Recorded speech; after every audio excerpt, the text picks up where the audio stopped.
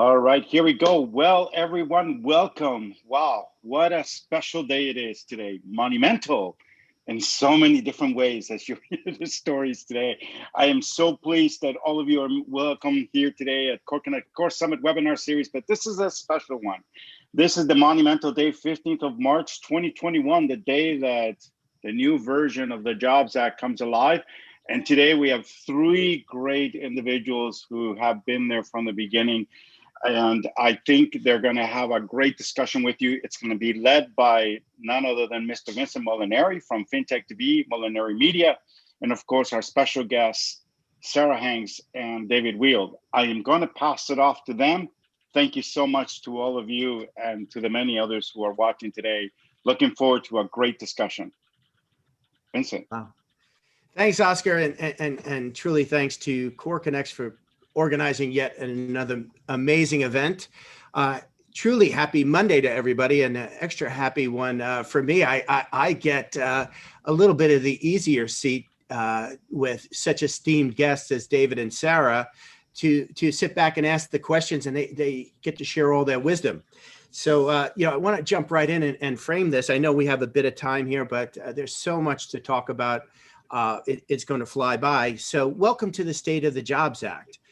And I'm going to introduce David first. David is the chairman and CEO of Weild and Company, which is a rapidly growing investment bank that serves the growth economy, and we'll get more into that. Prior to that, David was vice chairman and executive vice president of NASDAQ. And prior to that, head of corporate finance at Prudential. So a little bit of street cred that goes along with the great title of the father of the Jobs Act. And equally as impressive, Sara Hanks, the CEO and founder of CrowdCheck. And CrowdCheck provides due diligence, disclosure, and compliance services for online capital formation. Full disclosure, I am a client of that service. Sara, thank you. And a wonderful client. on a good day, right? Sara was also a general counsel of the Congressional Oversight Panel, and prior to that, a partner of the global law firm Clifford Chance. And even a little bit prior to that, she was part of the Office of International Corporate Finance at the Securities and Exchange Commission.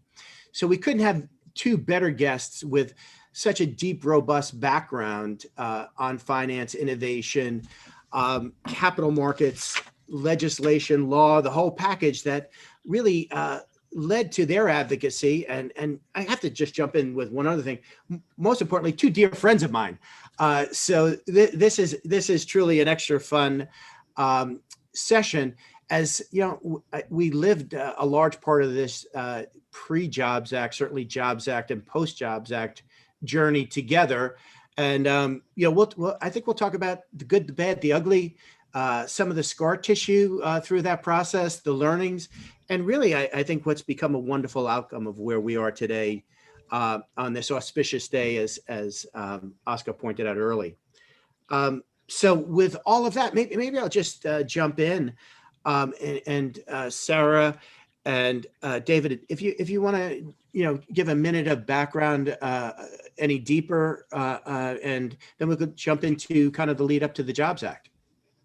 You mean background from our own personal stories, yeah, or if you from want to touch from on the legal anything side? that I didn't go deep enough on to set the stage, or any particular aspect, talk about CrowdCheck, and David the same. Want to give him an opportunity to talk about the great work at Weild & Co.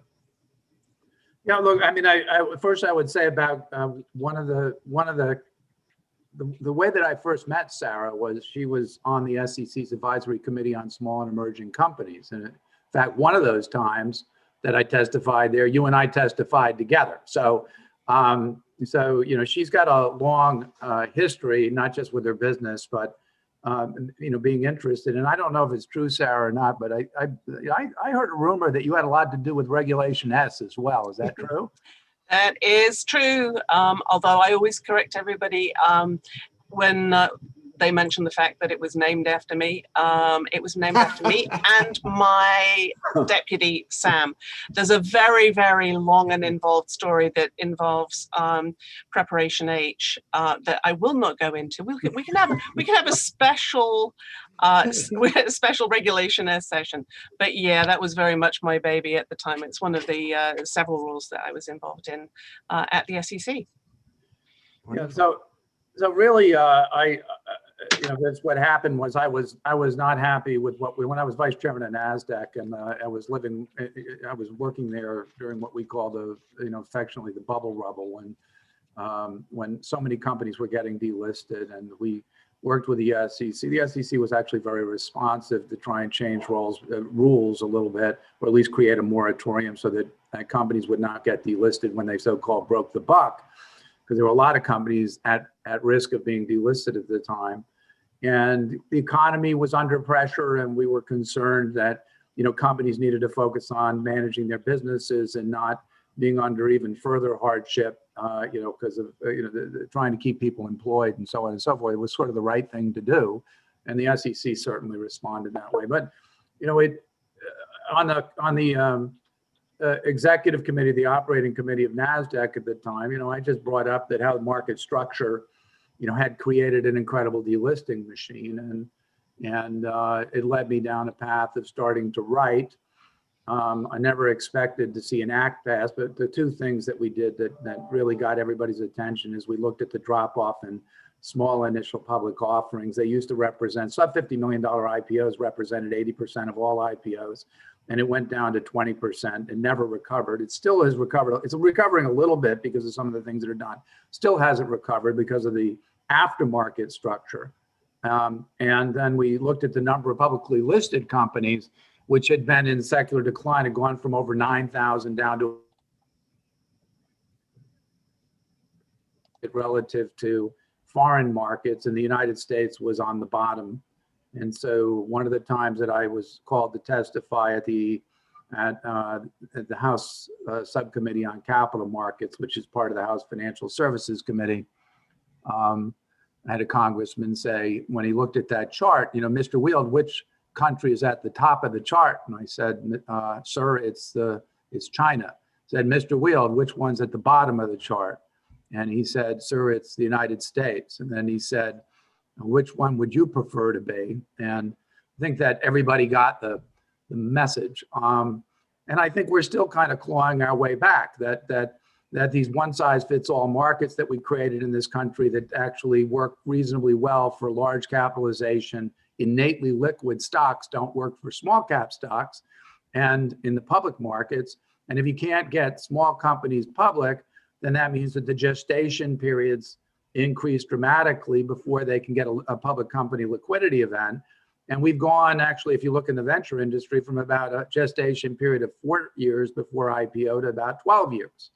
And that has really kind of catastrophic implications to the growth economy and startup rates. And lo and behold, if you look at US Census Bureau data, you'll find that that startups have actually been, cut, and the startup rates in the United States have been cut in about half. Well, David, if I could just pause you there for 1 second, because there's so much there as a foundation, and clearly that became, I think, part of the inspiration and motivation for your journey that became the Jobs Act and beyond. Right. But I'll tell you personally, that was the aha moment for me when I read your work. When I looked at this wonderful body of work where you began to realize 500 IPOs on average in the United States going down to 100, 110, 120, and the decrease of the small IPO, or almost evaporation, the lack of liquidity. But I'd never really connected the dots until I looked at your work, and really the compounding effect of what that meant for the economy and job creation as our greatest growth phase companies were coming from that cycle. And once that was eliminated or reduced, it really became a real threat to global competitiveness for the United States. Global competitiveness and also national security. I mean, it really deeply troubles me. When I go down to Washington, I put my red, white, and blue epaulets on, and I don't think about how it's going to impact us. I think that the entrepreneurial growth economy was the secret sauce of the United States. And I think that we went from having markets that really, really work to drive innovation and breakthrough technology. And it was actually, almost the United States' gift to the world, but it was the foundation on which ultimately we funded and drove national security and technology leadership. And we compromised that. And so this is the kind of thing that I really fight to get back. And because I think it's absolutely essential to get that infrastructure in general, which is the capital formation infrastructure, to work again, so that the kids of the next generation have an opportunity to be successful, and the United States doesn't lose its pole position as the sort of a superpower. I mean, look, we've got bigger countries in terms of population, and we're only 330 million population country, and so what we do with our allies and how we finance technology leadership, and all of that is absolutely essential to the long-term well-being of everybody in North America. I mean, I know we got Canadians, but look, Canada and the United States are joined at the hip. I'm a quarter Canadian. My grandmother was Canadian. So as much as we nations that as the United States goes is the direction of Canada, and so I think it behooves us essentially to really figure out how to get our acts together. Great, Sara, let me jump over to you if I may. So CrowdCheck itself is a manifestation of your bit of your life's work, your advocacy. What was the motivation, inspiration for you jumping into the Jobs Act advocacy in the early days, and even before the passage by President Obama in, I guess that was April 5th, 2012? 2012, yeah. So in 2011, the Congressional Oversight Panel that I had retired from my law firm to serve on had stood down, and I spent a lot of 2011 trying to decide, am I just going to retire? Shall I look for a directorship? Shall I just mess around? And started getting very interested, just from an intellectual point of view, on the various acts that were going through Congress that became the Jobs Act, because it wasn't just Regulation A, which was for the sort of the David-inspired part, but there was the crowdfunding itself, the idea that, hey, this Kickstarter thing is taking off. What about if we could sell shares instead of T-shirts? And then at the same time, there was this movement for arguing basically that the prohibition on general solicitation for private placements in the securities law was in fact against the First Amendment. I mean, that was one of the basic starting points. And so all of this got gathered up. Various competing bills were going through in 2011. And literally, CrowdCheck was founded on the back of a cocktail napkin, where me and a couple of friends, one of whom had served with me on the oversight panel, was starting to discuss, well, some of these laws would permit inexperienced retail investors to buy shares from early stage companies over the internet. What could go wrong with that, we thought. And I thought one of the basics is going to have to be a kind of trust layer where somebody can say, yes, this company is actually legit. This company was founded by the people who say they did. They're doing what they're doing. We're not saying if it's a good company or not. We're just saying it's legit. If you think this is a good idea, then risk your money on it. And that's where CrowdCheck started. But then we quickly expanded in a couple of different directions because we were founded by securities lawyers, we kept being asked securities law questions, and people would send us chocolate, which was lovely. But we thought, you know what, we could actually charge fiat currency for our advice as opposed to chocolate. We still do take chocolate if you like. Love that you have to define it as fiat today, given everything that's going on. Exactly. Yeah, we don't take the other stuff. So we founded what eventually became CrowdCheck Law. And then the very interesting thing was that there was this great, we all remember this, right? This sort of phony war period between April 2012 and the earliest of all of the bits that is the foundation of online capital formation. Now, that didn't happen until September of 2013. And then the order in which the various parts of the Jobs Act, 2013, you're allowed to generally solicit offerings to accredited investors. 2015, Reg A goes into effect. 2016, Reg CF goes into effect. And the interesting thing about all of this is if those last two pieces had been reversed, if crowd regulation CF had gone into effect before Reg A, I think Reg A would have taken on a very different aspect, because at the time, I think we were looking at Reg A and thinking, well, it's not really crowdfunding, and it doesn't have to be done online, even though all of it is now. But because that was passed first, all of the companies who are really, really waiting to do Reg CF offerings, all of the intermediaries are like, we can use this. You don't have to do it online, but you can do it online. And so Regulation A sort of started to be a more important part of our business, especially at CrowdCheck. And then Reg CF came along as a little brother or sister later. It was an interesting sequence of events. I want to ask you both.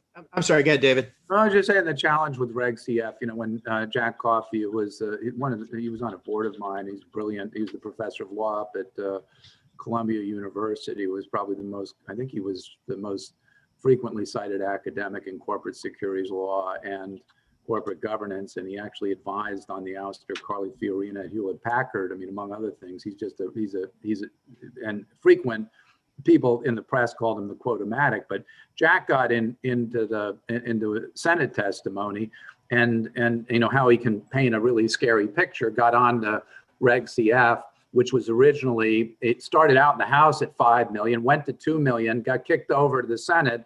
And then Jack said, imagine some character like Danny DeVito holding court in a smoke-filled bar filled with widows and orphans. I think something to that effect. And of course, that set everybody off in the Senate, and they cut it to $1 million and then sent it back to the House. The whole Jobs Act, it was the only thing that they touched, as far as I could tell, and sent it back to the House for an up or down vote.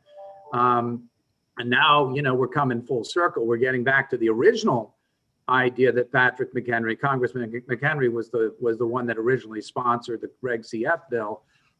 Which was to cap it at $5 million. I mean, I personally feel, for what it's worth, that if you can restrict people to $5,000 investments, why do you care if it's 1 million, 5 million, 10 million, 100 million? You've limited the individual's risk, which I think is the public, policy objective of that. But we'll see where that ends up going. But I think the thing, David, is that you have only theoretically limited the risk, because when the rules are written such that the individual investor in Reg CF is not supposed to invest more than 10% of their net, if they make more than a certain amount, no more than 10% of their net income or net worth on CF across the board. And then you've got competing, same sort of companies. They can invest 10% of income or net worth in a Reg A company, a specific Reg A company. So you could, in theory, they could actually go, well, I'm going to take my entire net worth and put 90% of it in Reg A companies and 10% of it in Reg CF companies and comply. But we know that they're not actually they're just ticking the box. I mean, if there is no obligation on the issuers or the intermediaries to, if they have no indication of to the contrary, there's no obligation of them to go beyond the required ticking the box. And I'm not sure if people really are telling the truth. So in theory, yes, but in practice, remains to be seen. Luckily, I don't think anybody is that stupid. I mean, you do have to, rely on the fact that people are actually rational actors, and they are going to act to limit their own their own risk, but they're going to set it where they see it, not necessarily exactly where Congress set it. Well, they do the same thing in public markets. I mean, witness GameStop, right? I mean, how many investors during the dot-com bubble, which Alan Greenspan called the period of irrational exuberance, put all of their money, all their eggs in the dot-com basket and started buying things like Pets.com and Sun Microsystems, which did stand the test of time, but the stock was inflated. eToys, which went bankrupt. I mean, when they changed markets so that you could do the self-directed model, they really got rid of the major buffer, which was somebody on the end of the phone saying, this is not diversification if you put everything into dot-com stocks. Yep. That's a very important part of the online capital formation world. Is in general, there is very rarely a broker or a registered investment advisor at the other end checking to see whether this meets your kind of fits within your portfolio. I mean, people are going to have to look after themselves because it doesn't fit anybody's business model to have somebody on the phone talking to Mrs. Jones saying, well, you're investing $500 here. Are you sure that this is a suitable investment? It's just not going to happen. Doesn't work. Doesn't work. Yeah, and I think this dialogue is absolutely perfect. When we look at innovation, we could talk about that technology-wise. We could talk about a capital markets, modernization of securities law. I always like to look at past, present, and future, right? And to your point, actually, both of you earlier, before it was the Jobs Act and there was the individual titles, and I can remember this very clearly, David, we were having all these different conversations, whether, hey, what does it mean to the removal of the ban on general solicitation when you have to look at revising 12G from 500 and above, right? What's the interplay of Reg A changes to CF and really changing thought process and securities law from 33 and 34. And, I could remember very clearly sitting down with Congressman Swikert in his freshman year and going through this, as he would say, kind of the caboose system of, hey, which comes first, second, to your point, Sarah, what difference if A versus CF? Then, of course, Congressman McHenry, and I was wearing out the carpet, I think, to Dina Ellis-Rockkind, who is at Toomey's office working so deeply on all of this. So it comes out with, hey, the Jobs Act. The Jobs Act passes. And again, to the earlier point, this 6 month of implementation or rulemaking phase that went on for, in many instances, 5 years or so. Yeah. So what was the inflection point? What was I guess for each of you, once we hit that point, when did you know it was going to take hold? And what do we take from what was the history to today, where we now celebrate increases, as you said, David, going almost kind of back to where we started at getting to 5 million, Reg A going to 75 million. And what do we take? What's the positives? How do we balance this very conversation of access to capital, democratization of capital, balancing investor protections, all in this same swoop of innovation? Well, let me give you a different way to think about it, right? Which is that the real contribution of the Jobs Act is that we step back and see what the problem was. The problem was we collapsed middle market investment banks, right? Largely when we collapsed trading spreads and commissions in the United States. And so the natural advocates for smaller companies basically were consolidated out of business. And so Washington works through advocacy. It works through people who, get up, have an issue, see a problem, and they go down and advocate. It's not just little David Weild doing it, right? It's this army of people out there. And I get credit because of the papers gave people a framework to start to have a discussion, and it broadened the discussion. But what happened with the Jobs Act now was we've got a lot of people with businesses, Sara's and all the crowdfunding portals, the Regulation A+ sponsors in the United States, Core Connects. And so now we have a legion of people who have an interest in actually making it better and improving it. And they're going to continue to push the dialogue forward. And that community, if you will, that we're all a part of, didn't really exist on April 5th, 2012, when the Jobs Act was signed into law. One of the great misconceptions is that when the SEC implements rules that suddenly you're going to see a massive activity. And remember, what we did was we collapsed an infrastructure of people and businesses. And now we had to start the very slow process of building it back. Meanwhile, securities attorneys are a little bit like, they don't want to see their client go first. It's a little bit like penguins at the edge of an ice floe. Push another one in because we want to see if he's going to get gobbled up by sharks or not. And so there's a real sort of reticence, and it's not quite understood yet how the SEC is really going to deal with things. And usually with the pioneers, I'm on the board of INX, which is the first company to get a public securities token operating company passed through the SEC. It took us 2.5 years and a fortune to get that done, right? And so these things grind a bit at the beginning, but we're now at a stage where I think that we can organize and be and be much more effective because we have a community of people that have a common interest. And so one of the things I was just going to mention that the Jobs Act got done within the House Financial Services Committee, right? And that at the time was won by a gentleman named, he was the 6-year Chairman Jeb Henserling from Dallas. Okay, one of his best friends and the gentleman who was the senior counsel to the House Financial Services Committee to Jeb and special advisor to the chairman for capital formation and matters and a lobbying group called the Jump Coalition. It's a little bit of a play. We want everybody's support. It's an appeal to try and drive this forward. And he's got a deck on it. We can get it out to people, but it stands for Jobs, Upward Mobility, and Making Markets Perform. That's the objective.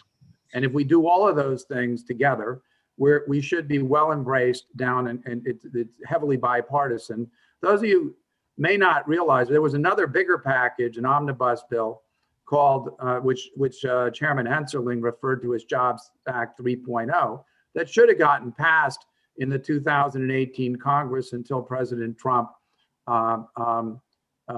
shut down the government over the wall, and then that bill was going to get tacked onto the Senate Appropriations Bill, but it included a venture exchange. It was called the Main Street Growth Act. The name of this bill was the Jobs and Investor Confidence Act of 2018. And, I'm a molecular geneticist by training. So what do I know about, except by knocking on doors, how Washington works? Well, the sad part of that was when it got pushed into the next Congress into 2019, it had the effect of mooting it. So even though that bill passed the House 406-4, it went back to square one. Even though the Trump administration on the White House blog, internet site, endorsed the bill, even though the Senate was planning on tacking it onto the appropriations bill, that very important legislation didn't get done. So, we'd love to get everybody rounded up to help contribute. We need money, to get it going, to put a real effort together. But ultimately, for those of you that that care, you're getting people investing in earlier stage companies. We got to get an aftermarket in this country that works for small cap companies. And if we do that, America is going to be back cooking with gas. North America will be. But it means that we have to have a public market structure that's optimized for the needs of smaller capitalization companies. So we go back to the days of being able to take companies public after 4 to 6 years instead of 12 years. And if we do that, that means that all these crowdfunding businesses will start to look a heck of a lot better because the people will get public exits. It'll make all of that 506C generally solicited private placement stuff look better. It'll make regulation A+ look better. Because right now, a lot of the A+ deals are not even trading because of concerns about aftermarket support models, right? So at any rate, I'd appeal to everybody. If you got questions about it, reach out to me, reach out to Oscar, reach out to Sara, but connect up with us. But we got to get something going, and we got to get something going. We know how to get Congress to come together and do things in a bipartisan fashion. And I think Ron's one of the right people to kind of carry that water. David, what do you think is still missing in the creation of an aftermarket? Because I will note that there are several ATSs standing up or have. Sara, you stole my next question. Well, there you go, doing your work for you. Thank you. But the we've got Rialto standing up. We've got Start Engine already functional. We've got North Capital's PPX, I think it's called, standing up or soon. Now, I know the one single thing I would like to change in federal law would be preemption of state securities laws with respect to secondary trading. But what else, other than that, what else is missing? No, there's just no money in the aftermarket support model. So most people on Wall Street go around, saying that they're supporting stocks, and that's bullshit. And excuse my French. I mean, I'm a guy that ran these businesses, right, for a living. And so, if you're an academic, you'll talk about symmetrical order book securities, which is large cap, network effect, and they're visible and everybody knows them. Microcap stocks, if you want to get professionals in them and institutions, they need to have professional liquidity support. So the typical asymmetrical order book security, you may have a big seller that with a block of 1 million shares to go on a stock that's trading 20,000 shares a day. So those ATSs don't work for that. That's the problem. And what happens is when they come out of that kind of size, even if they bleed it through the electronic wood chipper, it puts pressure on the stock. And the problem is then investors lose money. They're not adequately supported. It's particularly problematic for pre-revenue companies in the life sciences and other areas. And so it creates massive amounts of dilution. And then what you see in the public markets is increasingly structured finance people who are structuring things that really dilute shareholders, like the heads I win, tails you lose kinds of investors, where they short the stock ahead of the deal. They ask for a discount plus warrants, and they just absolutely destroy the cap structure. And so we need something where, where people can get compensated for providing, quality research, where salespeople can get on the phone to distribute securities. I mean, we used to have hundreds of thousands of brokers that got on the phone and smiled and dialed in this country, and that part of the infrastructure has been completely destroyed. The notion that there's a cliche, which is stocks are sold, they're not bought. You have to be able to bring that into the aftermarket. And just because you create an ATS and you can connect a buyer and a seller together doesn't mean that you have a buyer to offset a large block of stock for a fundamentalist, where you're not going to get adverse trading consequences in shorting and get that stock nailed down, so that the slippage takes, you go from a $10 share price down to $7 on the exit. People don't want, the professional money doesn't want to play in that area. So, but is it a regulatory fix, a statutory fix, or a market fix that we could do ourselves? Well, it's regulatorily, you need the regulator, you need to be liberated effectively from some of the market structure changes that drop the bottom out of the market, right? Things like Reg NMS.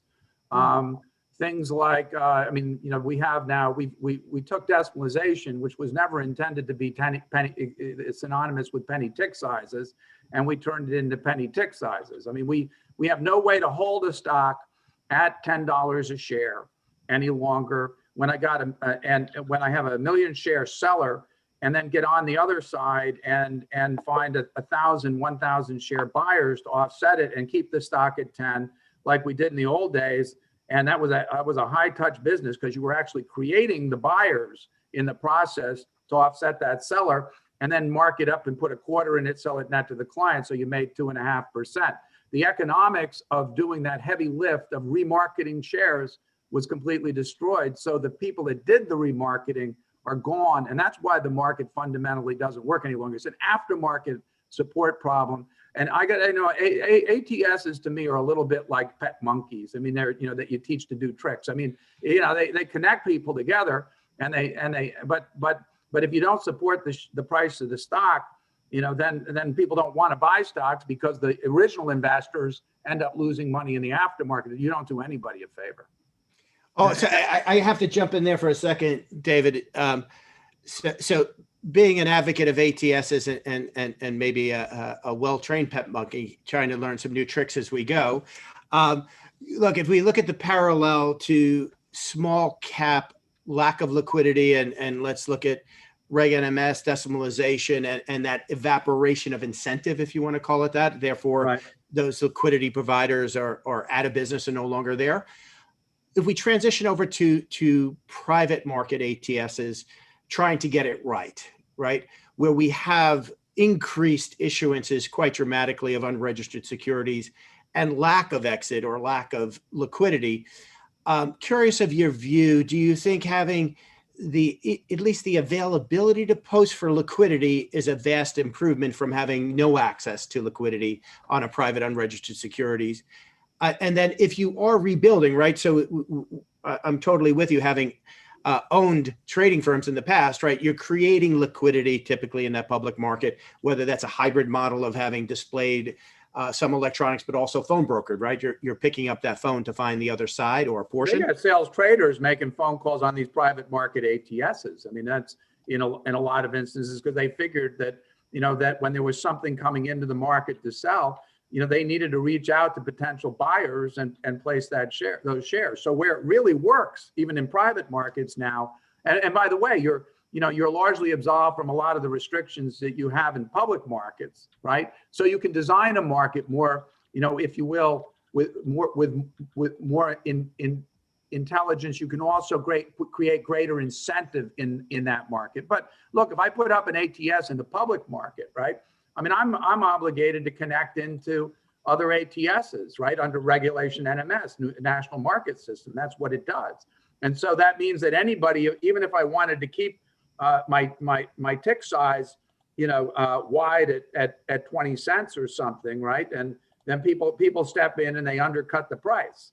And before you know it, you end up losing your shirt if you're trying to stabilize it. So arguably, look, when we did we wrote a paper called A Wake Up Call for America, and we had a list of private market and public market recommendations. That's actually where 506C came from, among other things. But it was the repeal of the prohibition against general solicitation. But what we weren't smart enough to know what Congress would accept, but we were smart enough to know that you could. And there's no magic about something being a public market. You could do a lot of what needed to be done in terms of aftermarket incentives in private markets. And the likelihood is, because it was an accredited investor quib market, that it would be less regulated. But you also have other challenges in private markets, which is like information standards. One of the beautiful things about public markets is that everybody's reporting, and the information is generally reliable. And but in private markets, it's the hot idea. Frankly, there's no requirement that when Facebook was a private company, it had to disclose a lot of inside information. What needed to be really transparent. People just wanted to buy the name because it was so popular. LinkedIn, things like that. And if you go back to the days of Second Market, which then was Barry Silbert's company, that then he spun off the digital currency fund for. But the Second Market, private market technology was sold to NASDAQ private markets. And what we started to discover is that issuers were very concerned about control over share price. They were deathly afraid of stocks trading, below, their last round and what that would communicate about the company. And so, increasingly, at least with NASDAQ private markets and the Second Market platform, you started to go to a system which was more like organized tenders, quarterly tenders, so that you created some employee liquidity during this long-term gestation period before you take the company public. That 12-year period I was referring to, because look, there's just a limit to how many years entrepreneurs can live on a futon eating Doritos. Their spouse gets a little angry, says, "I want a house," and the kids have to go to school, and 12 years is just is a lifetime for people. So we've improved and developed some substitutes, particularly in Silicon Valley. But what happened is in Silicon Valley, these guys ran around with me when we were doing the Jobs Act. I mean, this is why they were so educated. I spoke to the Silicon Valley's advisory board, which was the who's who of the venture capital business. Kate Mitchell, remember, she ran the IPO task force. The first slide in there was one of the slides that was basically taken from the papers that we wrote, showed the drop off in the small IPO. If you people at NEA, one of our running buddies was very prominent, was at the U.S. Treasury sort of symposium on lending to small business and IPOs, was Chuck Newhall, who was a co-founder of NEA, the largest venture capital fund in the country. Scott Cooper, who is the chief operating officer still to this day of Andreessen Horowitz, teamed up with the CEO of Jeffrey Solomon of Cowen and Company, and they did an equity capital markets task force report to the U.S. Treasury. And so, in Silicon Valley, they sort of all of a sudden got the message, oh my God, we're not going to get small IPOs done again.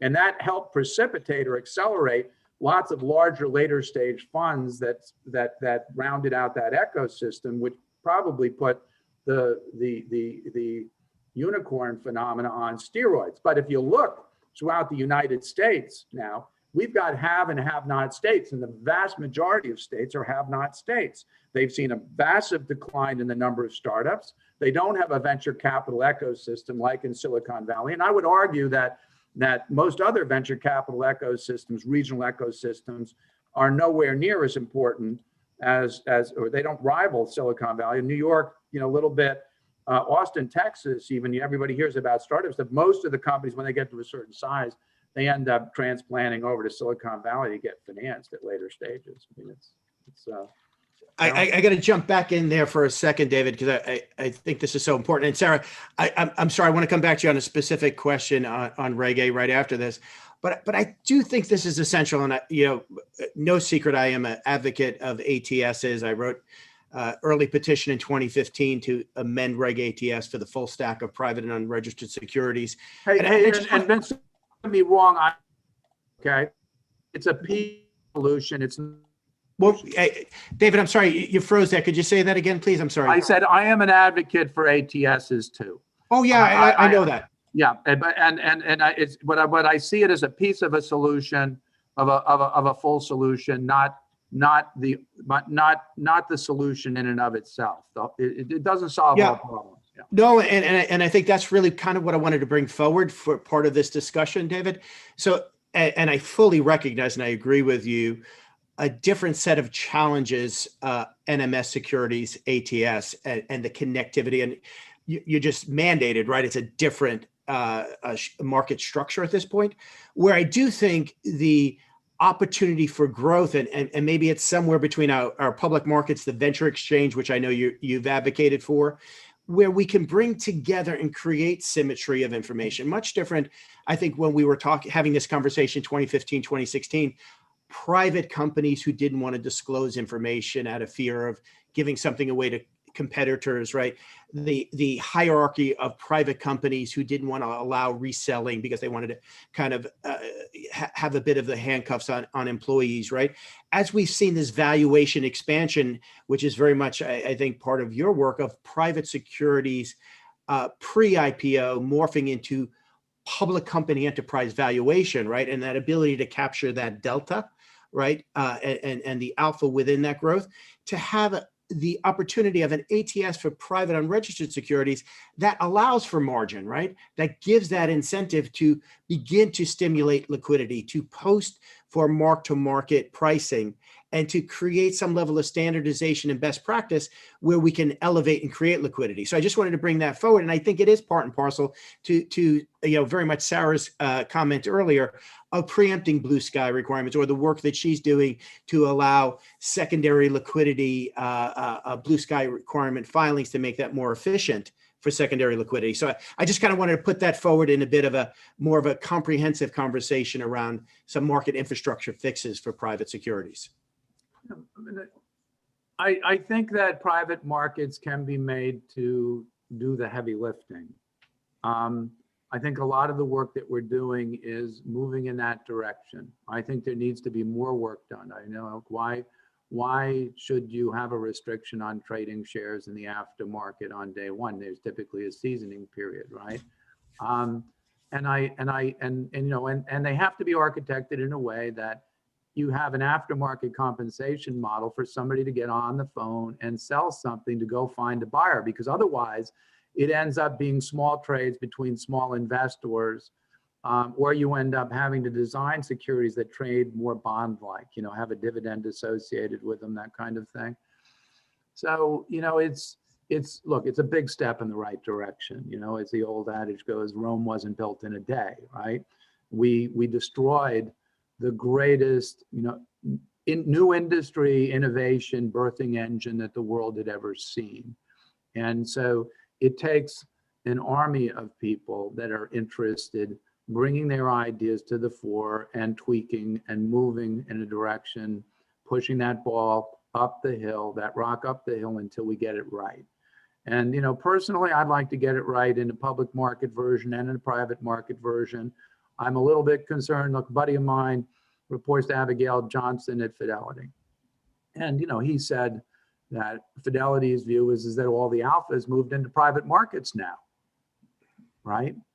And I think that as a nation, that's not a place you really want to be, right? And now there's a lot of reasons for that happening, not the least of which is when you collapse trading spreads in public markets, it's been taken over by exchange traded funds, other index funds, computer-based trading, that the fundamental investors really can't compete. But one thing that I will tell you that is really important is it's always great to have fundamentally oriented professional money to be pricing securities, because if you want markets to work properly, you need to be allocating stock efficiently and allocating capital efficiently. And to allocate capital efficiently, somebody has to be legitimately valuing these securities, right?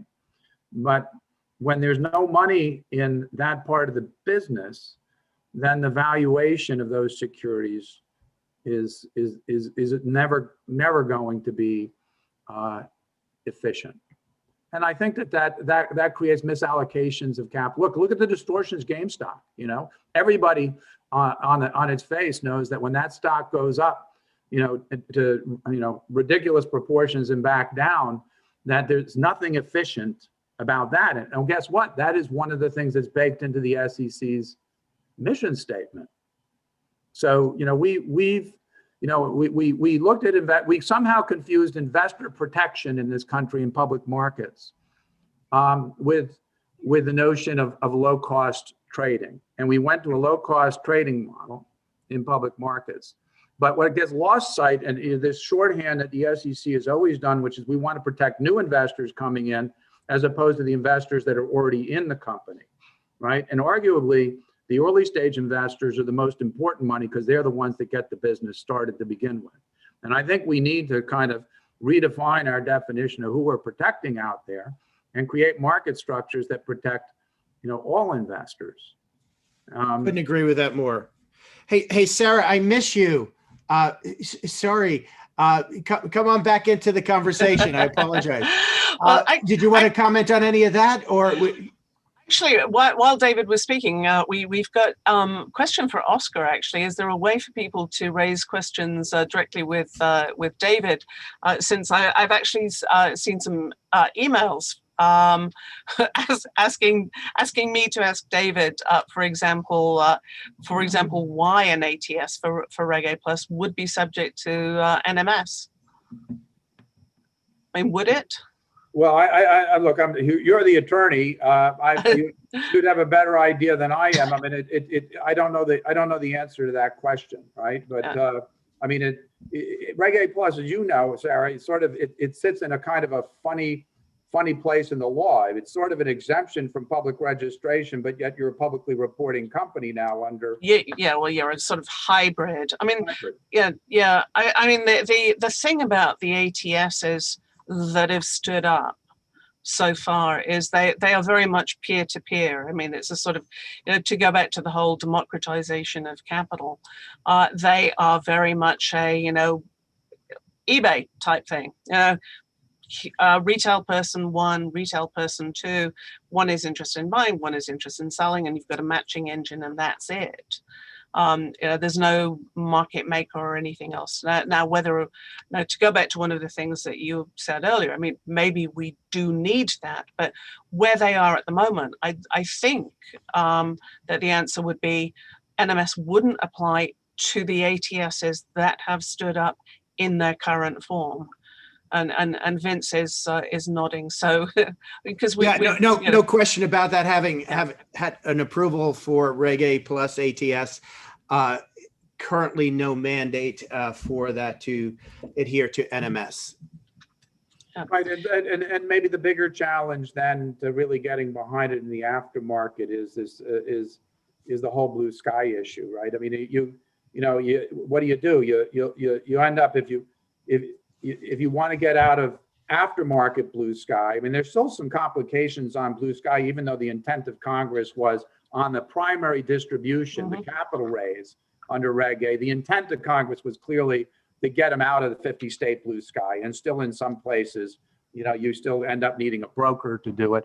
But the bigger challenge is, if you want to, in the aftermarket, be able to solicit trades, you can't do it without blue sky filings unless you register with NASDAQ or list with NASDAQ or the New York Stock Exchange, at which point you become a fully reporting company, and then Reg S will apply.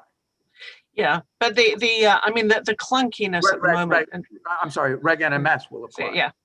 The clunkiness of the secondary market. I mean, I think this is something that the SEC's rules, as we know, a whole bunch of changes go into effect today. Some of those are improvements, some of those arguably not.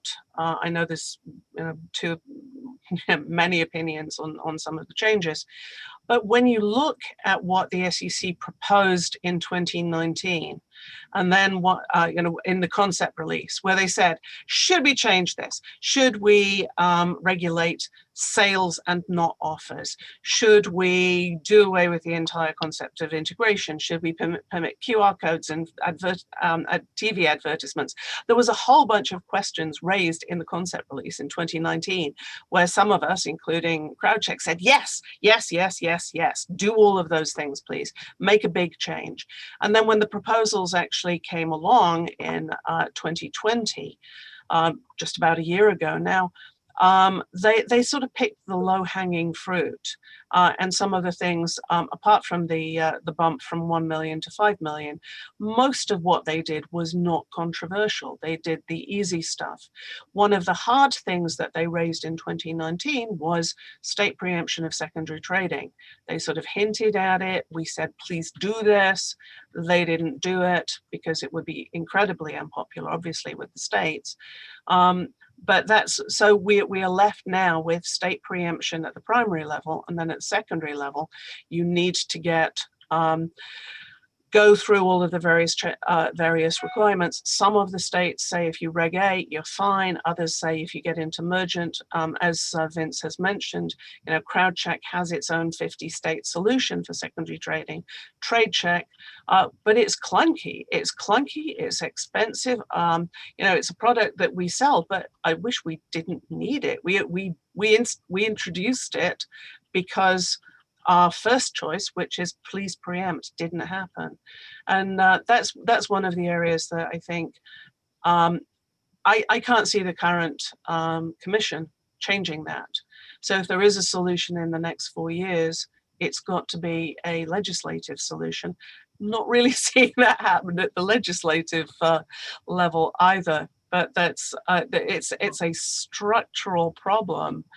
Where you're talking about small companies having to pay this money in order to have their securities traded. That's a task that's why we need a lobbying group. That's why we need the Jump Coalition. You got to do the kind of the hand-to-hand combat in there and get people to understand why it's in all of their best interest. The challenge, and I think you nailed it on the head, Sarah, is you got a Democratic administration. By the way, it was the Obama administration that signed the Jobs Act into law. It was President Obama, through some of his advisors, that told the Senate Democrats that he wanted the bill. They put 2 lobbyists on it, and that's how it got passed into law. And interestingly, the guy that is co-chairman of the of the Obama transition team, Senator Ted Kaufman, gave a speech on the floor of the New York on the floor of the U.S. Senate, and the concluding remark was, if we can get the $25 million IPO to work again, both on the offering and in the aftermarket, we'll get America back into business. So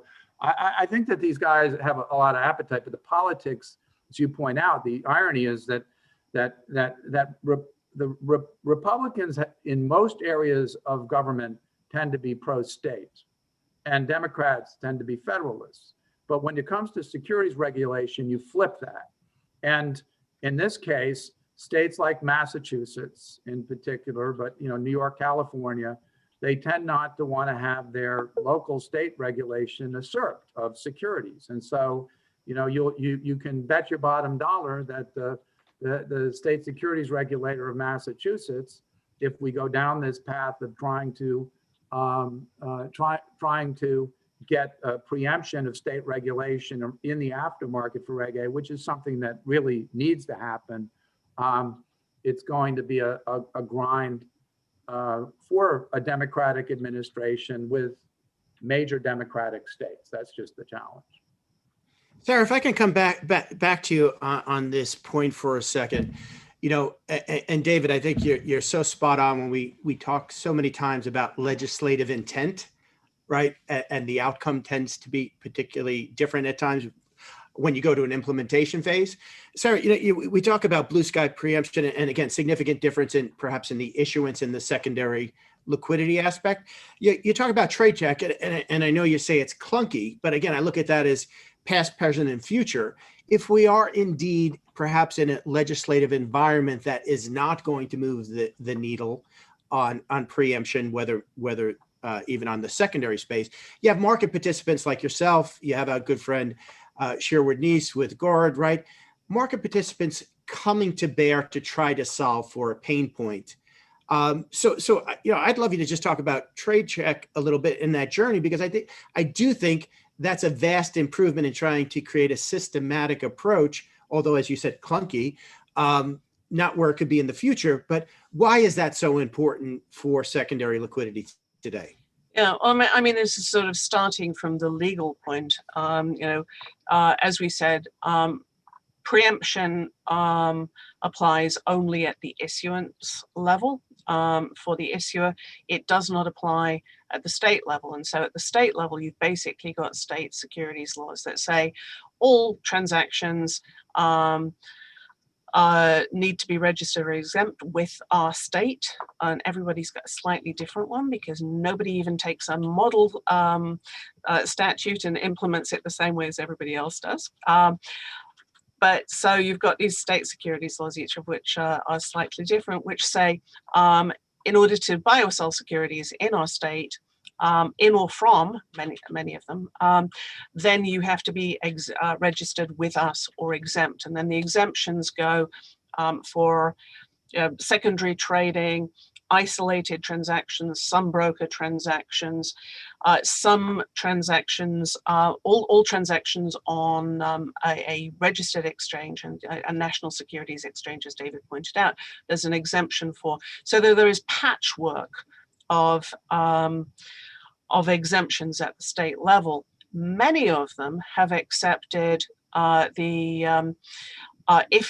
the information about the issuer is in a securities manual, which is basically Mergent at the moment. If they're in a securities manual, then there is an exemption for them. Many of them have sort of added to that and said, by the way, Regulation A, if you're reporting under Regulation A, then that counts as if it were a securities manual.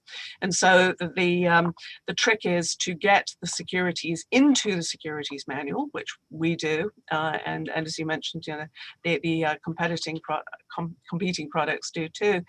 But then there's also a couple of outlying states. I think Tennessee is one of them, where we have to follow 15C211, and then there's Virginia, my own state, doesn't follow everybody else.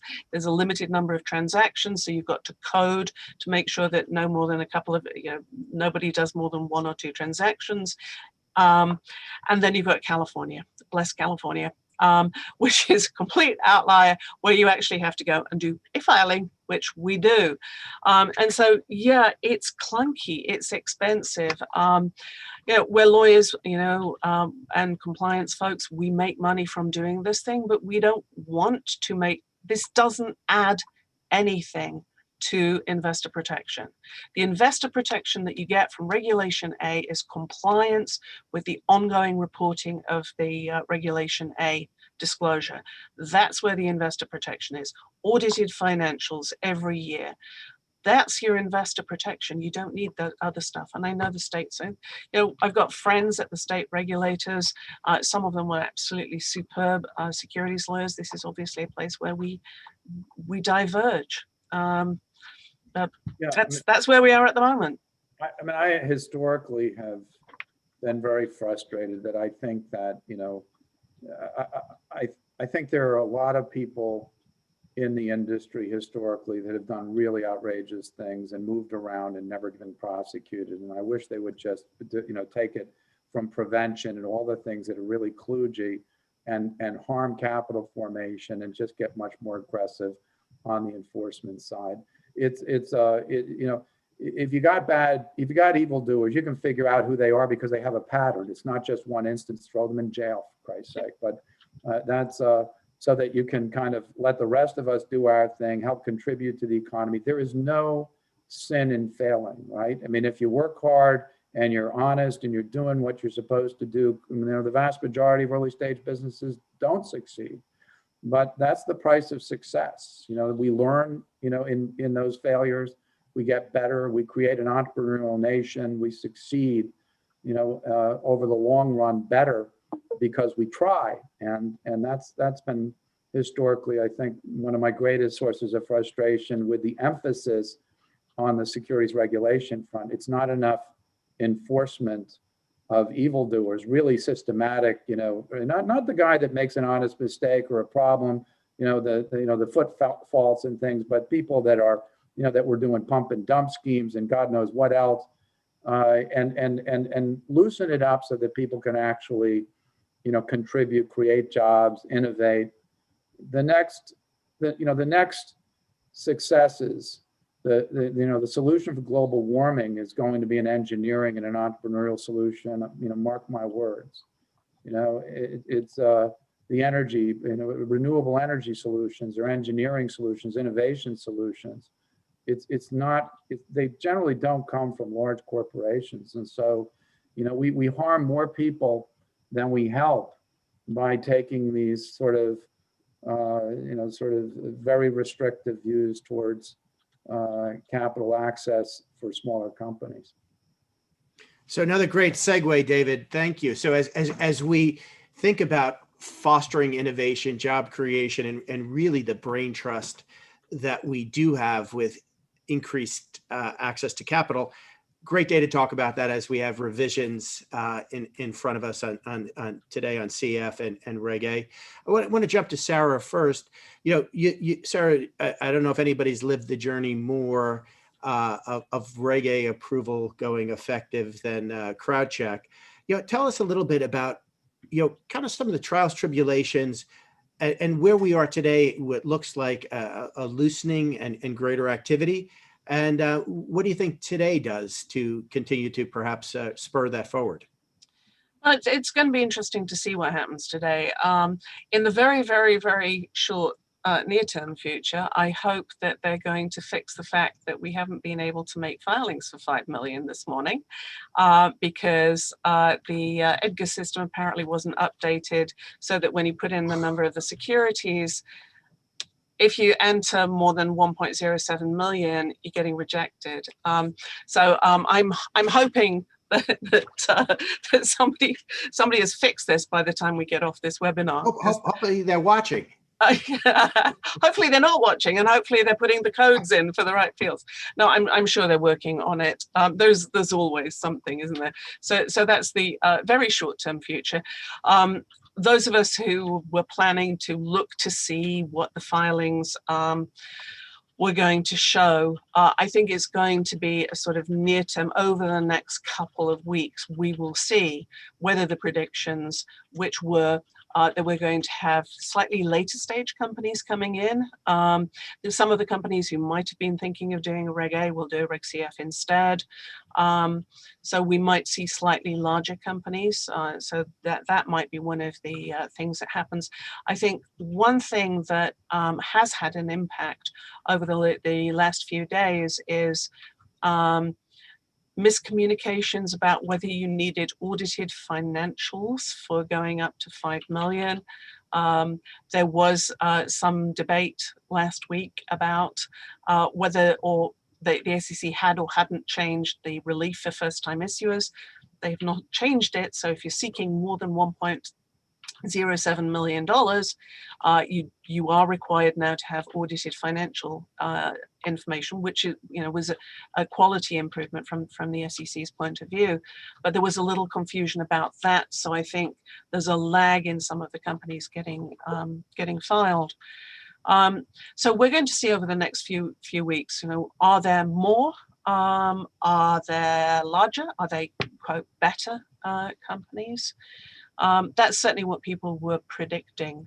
In the longer sort of medium term, I think we should very much expect to see the SEC focusing on quality and compliance. I mean, that's one of the points that we had made several times when the SEC said, should we put the limit up? Our response was, if you're going to do that, make people comply with the rules that exist already, because they are not doing it.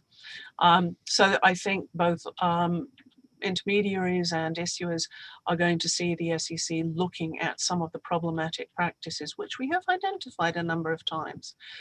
One of the biggest issues that we keep running into, it's not running away with the money. It is, although we've seen that, we have literally seen the running away with the money. And I'm shocked that there hasn't been more publicity about that. But what we see in terms of problematic, it's that many early stage companies truly do not understand how corporate law works.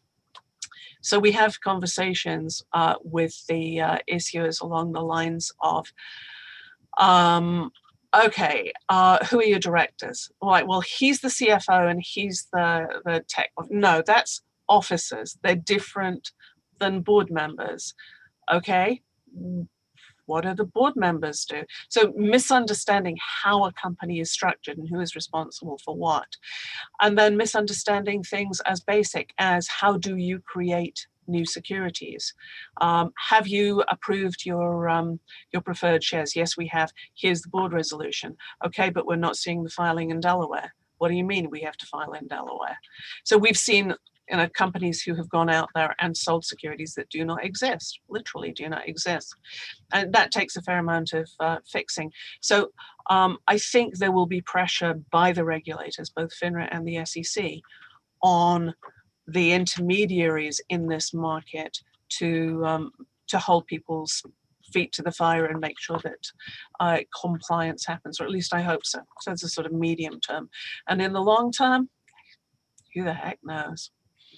I mean, that on Reg A, that was one of the reasons why, we didn't get this, but we had proposed to Congressman Schweikert when it was still HR 1070 that we have all Regulation A plus transactions go through broker dealers, right? Mm-hmm. And, because, FINRA has jurisdiction over the broker dealers. It doesn't necessarily have jurisdiction. And you look at enforcement resources and the ability to do, an audit, a regulatory audit. And, if you're going direct in the public marketplace, it's less clear to me that you have the necessary sort of oversight infrastructure that you'd like to have.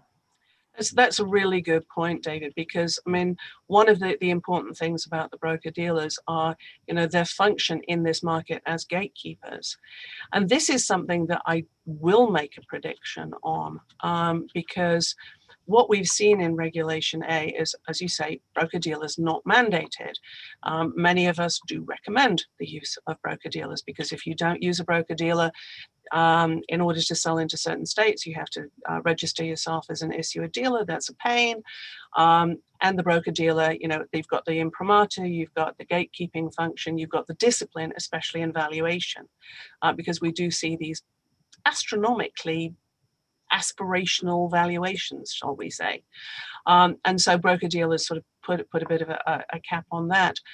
But one of the important trends that I think I am seeing with the SEC is the SEC saying non-broker platforms, or anybody, whether they're online or offline, who is performing functions of solicitation of investors, which includes throwing up a non-broker platform, should really look out to see whether they should be registered under Section 15 of the 34 Act. And you see them several times in the recent past. We've seen them circle back to the proposal for relief for individual finders, which I think probably is not going to go through. I don't know whether whether there's much internal appetite for that at the moment. But when you look at the reasoning that they put forward on what are the indicia of being a broker-dealer, we're always focused so much on transaction-based compensation, and really focused on that and saying, oh yeah, the rest of it's just technology. And the SEC's point is that is not just technology, you're actually soliciting. And so if I could give anybody who is a non-broker active in this market, whether it's an online platform or whatever, you really need to look at that and start thinking about what's going to happen when the SEC says, nope, you're doing broker-dealer functions and you have to become a FINRA member. Yeah, I mean, we always took the position. I'm sorry, David. We always took the position that if you're streaming a quote, it's a solicitation, right? And there was a lot of discussion with the Bermuda Stock Exchange about how to, get quotes into the U.S. market, and it was sort of basically decided that if these were not U.S. registered securities, that you couldn't stream them broadly to consumers. Yep. And I remember having that conversation. So. Yep. There's a clear analogy there. So David, if I can jump in, right, and I know you may have a long list on this one, but here's where we are today, looking to the future. What's next? I love you bringing forward new advocacy platform to start knocking on the doors in Washington. But what's the cornerstone, and what do you think are the biggest fixes that we need? Well, I think a venture exchange that basically is optimized for the needs of micro cap, small cap companies, their investors, particularly institutional investors. I mean, we need to get an aftermarket, working so that you can bring research into it and bring professional money to price things. The professional money has largely vacated micro cap stocks. I mean, they're fundamentally oriented because they got chewed up trying to trade in and out of it. You need intermediaries there. And then I think also that if we can make markets work for similarly in private markets, so that you have professional money coming in and playing and can solicit trades. I think that those markets both they're very kind of like opposite sides of the same coin. They both need to function better, and you need that aftermarket preemption of state blue sky regulation is critical.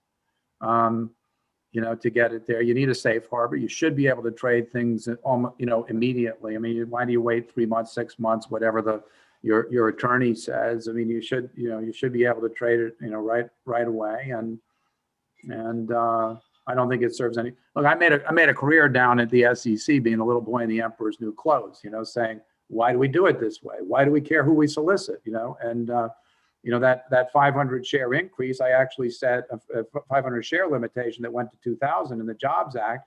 And I said, why do we care what the number of shareholders are, right? I don't think we should. I said, if they're all accredited and they're not otherwise protected, why do we care? But it's just easier legislatively for people in Congress to cross out 500 and insert 2,000. That's how that happened, right? So, but the two big things are the aftermarket, and it's aftermarket in the private markets and aftermarket in public markets. It has to be optimized for companies of this size, of these float sizes, right? So the Congressman Emmer legislation, which was called the Main Street Growth Act, that got bundled into the Jobs and Investor Confidence Act that I already said got waylaid under the Trump administration when they tried to, when he closed down the government. That was intended to get you in public markets away from things like decimalization, penny tick sizes, Reg NMS, the hyper competition, to allow you the freedom to whiteboard and create a new exchange for sub-billion-dollar market value companies that was optimized for the needs of companies that size and their investors. Because let's face it, a lot of the fundamental investors have largely vacated these markets. And then we need to do something similar for Regulation A+, so that we can create real liquidity. And then, then interestingly, I think you got two building blocks, right? If you look at capital access as a continuum, you can start with things like Reg CF and crowdfunding. You can do things, through the general solicitation provisions now under 506C or 506, and which is non-general solicitation in Reg D. You can walk companies up. You can do a bigger transaction under Regulation A+, now going from 50 million to 75 million. But there's no aftermarket because of the fact of the state blue sky problem in the aftermarket. And then ultimately create a public market, a fully blown public market, and so that we can walk companies up. And if we do those things holistically, right, rather than thinking of it as a patchwork quilt, there is, a company is a company, and it has different stages of development from startup all the way to Fortune 500. We need to have no longer a death valley of finance, which is kind of what we've been fighting to fix, which is to really make the markets function and eliminate that death valley of finance. So there's a continuum, and that stocks, when they start raising public capital and they start trading, they're actually supported again till they get off their training wheels and the network effects take hold, which is that, where there's thousands and thousands of investors looking at any particular company at any point in time, which is the natural state of large cap companies, but is by far and away not the state of micro cap companies. Yeah. Well, I love the visual, and I don't want to put words in your mouth, but as I see this kind of,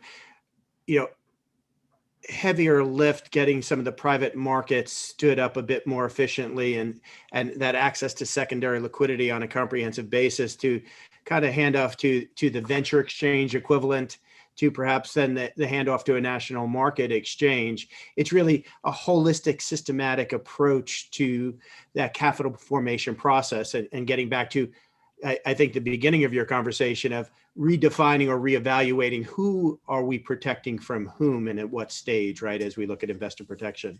So it's people lose sight of the history of markets, right? And even before my time, 1971, which is when NASDAQ was founded, most people think, well, 80% of trades on NASDAQ are done away from NASDAQ and through all the ATSs and other exchanges, and they think NASDAQ lost 80% of its market share.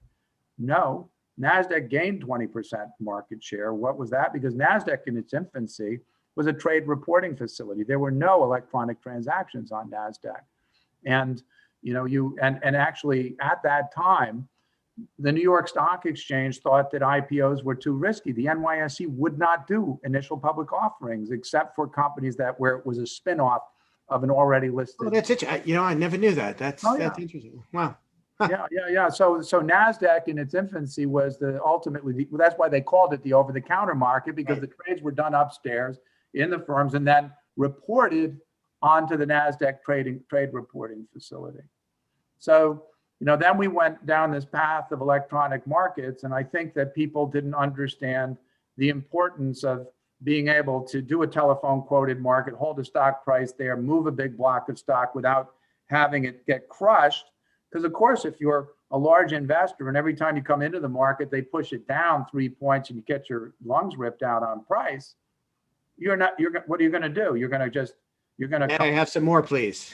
Yeah, you move out of that market. You move to larger capitalization stocks, which is largely what's happened.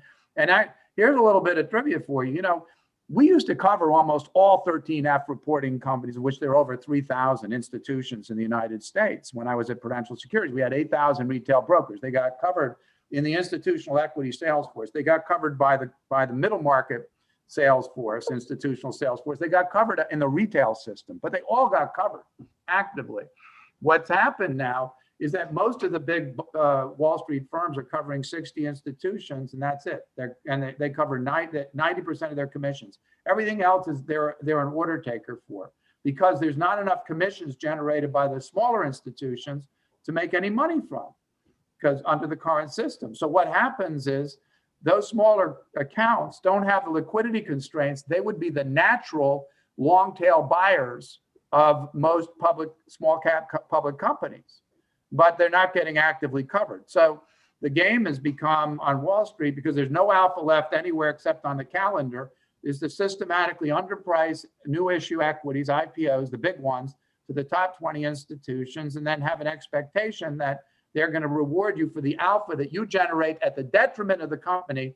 They're going to send more commissions back over your desk. That's the economic model. And it's one of the reasons why so many people have fought for direct listings, because they understand that they've become product that Wall Street wants to see them, is trying to talk them into a 40% increase in share price on day one as a marker of success. And they're saying, the heck with this in Silicon Valley. Let's go and see if we can't do it. Who's capturing that differential, right, on a mispriced offering? Yep. Yeah, I mean, it's Wall Street, correct? You know, but what I'm saying is that broad-based, bona fide distribution that was so essential to companies, not just on the offering, but on in the aftermarket, that's a thing of the past. And what we're saying is that we have to build back distribution. It's not going to be overnight. It requires some legislative, regulatory, support and fixes to do properly. But I think it will be so worthwhile over the long term, because that was the secret sauce that made the United States IPO markets the envy of markets throughout the world. If we can do that, we'll get America back into business. Agreed. We've got just a few minutes left. Sara, you want to jump in? Anything that you want to add, rounding the conversation out, before I think we have one or two questions that are out there that we'll look to take?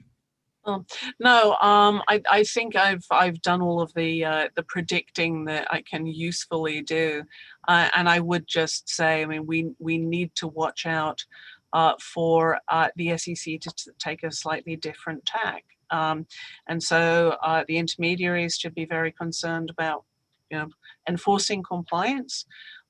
People who are unregulated entities might want to consider becoming regulated entities.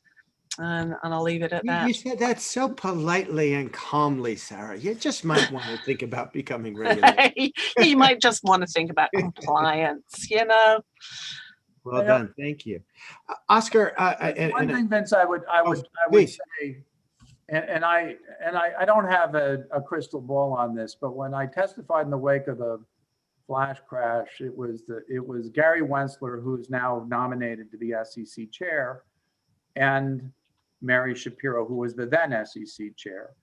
And there were a number of people from both the derivatives business at Chicago testifying and the equities business. And it was very clear that CME and Chicago Mercantile Exchange, that they were much more centralized markets, and that the profitability to the market participants had been largely preserved in Chicago, and which is where Chairman-elect Wensler comes from. They really thought that was the right way to go. Okay, whereas in the equities markets, we became highly decentralized and interconnected, and so. And a lot of people felt that we ruined the character of the markets, and particularly for capital formation. So it'll be interesting to see, given that Mr. Wensler comes from that Chicago environment, how he thinks about markets now that he's plopped down in the securities markets. Years ago, the then head of the CME tried to recruit me to be head of strategy there. And one of the things that he said to me was that he would never buy a securities exchange because the SEC had ruined the economics of the securities business. And so I think that that's not an uncommon view in Chicago. It's going to be interesting, I think, how perhaps enforcement gets balanced here with some changes. I want to jump, and I think Oscar has made Mark Perlmutter live, another friend in the evolution of the crowdfunding and marketplaces here. Mark, are you live with us now to ask your question? He's on mute. Oh, there we go. Mark, can you hear us? If you do, you're on mute. You unmuted Oscar. No, he's still on mute. He has to unmute himself. Okay. It's okay. He was the one, he had it up a while ago. Obviously, this is the time if anybody wants to ask a question of David and Sara and Vincent, please put up your hand and we'll bring you into the discussion. In the meantime, please continue. Great. Yeah, I guess just give us a prompt when Mark is unmuted and we can jump right in there. Look, and I know we just have literally a couple of minutes, but if there's a short answer to this, probably not. Look, we look at blockchain, we look at digital assets as, to me, as part of the evolution of what we've been talking about from the beginning of the Jobs Act, and democratization, access, symmetry of information, transparency.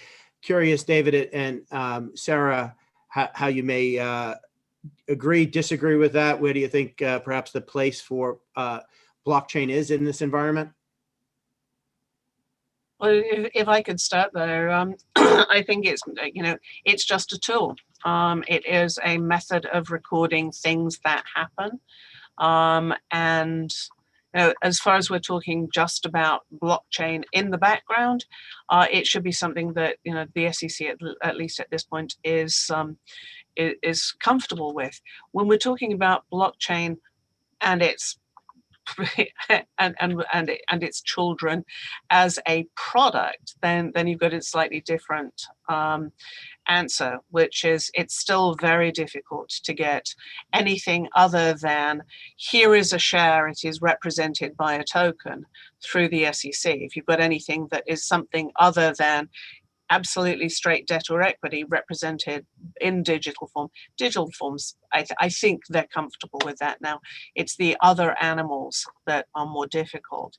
And where we are going to see this happening in the next few weeks is obviously NFTs. We are going to have a slew of the damn things on Reg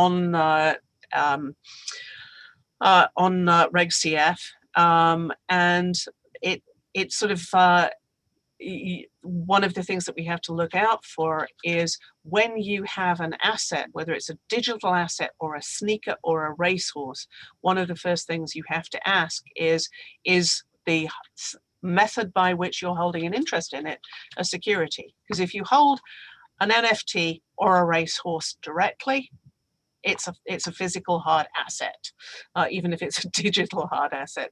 But if you're holding it through somebody who is holding those things for you, then you've got Investment Company Act issues that you have to address. And that's where we're going to see a whole bunch of complications. Back to the Howey test? Oh yeah, it's oranges. Are the NFTs oranges? Well, yeah, they're oranges. So the interests in the trading of them, you've absolutely got the Howey test there. It's going to be fun. NFTs are crazy. Yeah, I agree with that.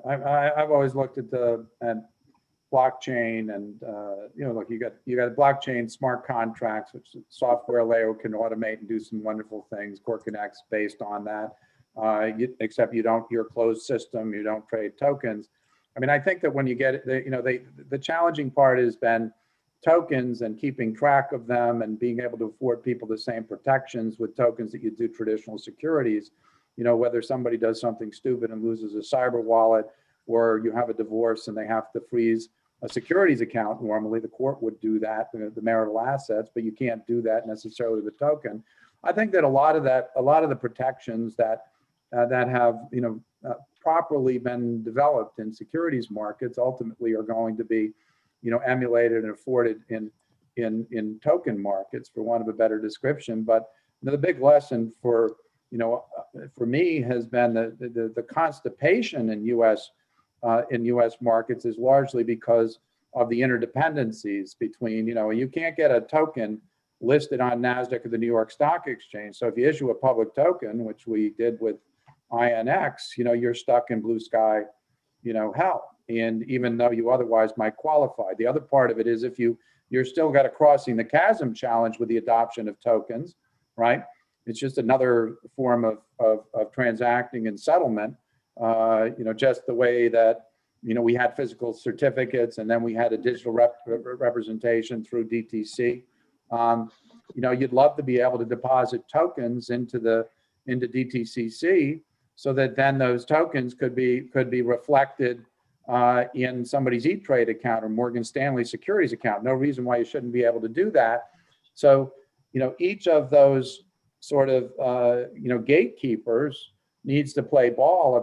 If I was going to put on my wish list, there needs to be some overarching organization that gets all of the all of the different parties to play nice in the sandbox and come together if we're going to make these technologies fulfill their potential. And Oscar, thinking about traditional functions of transfer agents and core connects in the process, may have some things on that to chime in on. Oscar, I know according to my clock, I think we are out of time, but I don't know if Mark is in there for his question or not. I can't see. We have Ron. Ron is here. Ron, please ask away. David, good morning. Good morning. Question. Would you talk about the research that you did showing the correlation between fixed assets and bid-ask spread and You're breaking up, Ron. I can't hear you. Would I talk about which research? I'm